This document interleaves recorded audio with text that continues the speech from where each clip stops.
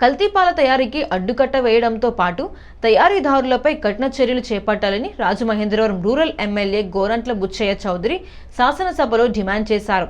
ఈ సందర్భంగా ఆయన మాట్లాడుతూ పాల ఉత్పత్తిని పెంచడానికి ప్రత్యేక చర్యలు చేపట్టాలన్నారు.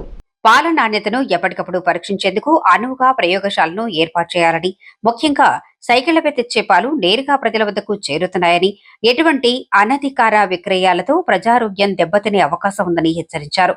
దీనిపై రాష్ట్ర వ్యాప్తంగా ఒక విధానం అమలు చేయాలని కోరారు.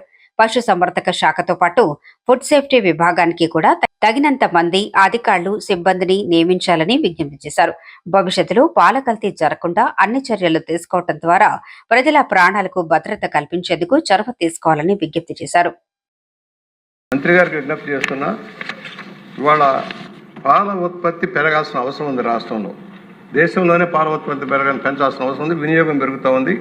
కాకపోతే మన రాష్ట్రంలో దిగుబడి శాతం తక్కువగా ఉంది. ఆవుల్లో కానీ గేదెల్లో కానీ దిగుబడి శాతం తక్కువగా ఉంది.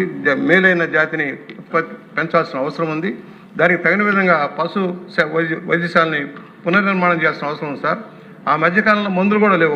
ఒక సందర్భంలో మందులు లేకపోతే ప్రైవేట్ కొనుక్కునే పరిస్థితి వచ్చింది. ఈ మధ్యకాలంలో రెక్టిఫై చేశారు. మంత్రి గారి దృష్టిలోకి తీసుకొచ్చిన తర్వాత ఇవాళ ఏదైతే మేలైన జాతిని అభివృద్ధి చేయడం కోసం పశు వైద్యశాలు కూడా ఎలాగైతే మనుషులకు సంబంధించిన వైద్యశాలను అభివృద్ధి చేస్తున్నాము, పశు వైద్యశాలను కూడా ఆధునీకరించాల్సిన అవసరం ఉంది. ఎక్విప్మెంట్ సమకూర్చాల్సిన అవసరం ఉంది. మీరైతే ఏమీ లేదన్నారు. ఏమన్నారు? రాష్ట్రంలో కొన్ని రోజుల్లో పరికరాల కొరత ఉందని. పరికరాల కొరత ఉంది సార్, పరికరాల కొరత ఉంది. అది తమ దృష్టిలో పెడుతున్నాం. పరికరాలు సప్లై చేయాల్సిన అవసరం ఉంది. వైద్యుల నియామకం చేయాల్సిన అవసరం ఉంది.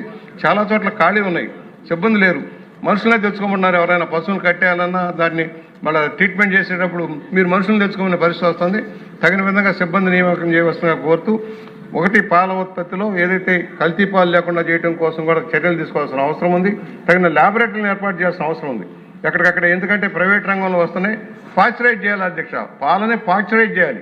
పాశ్చరైజ్ చేయకుండా డైరెక్ట్గా తీసుకొస్తున్నారు. నేను జరిగిన సంఘటన చూసాం. ఎప్పుడైతే పెద్ద కంపెనీలు పాశ్చరైజేషన్ చేసి బాటిలింగ్ చేసి లేకపోతే సాచెట్స్ ద్వారా అమ్ముతారు.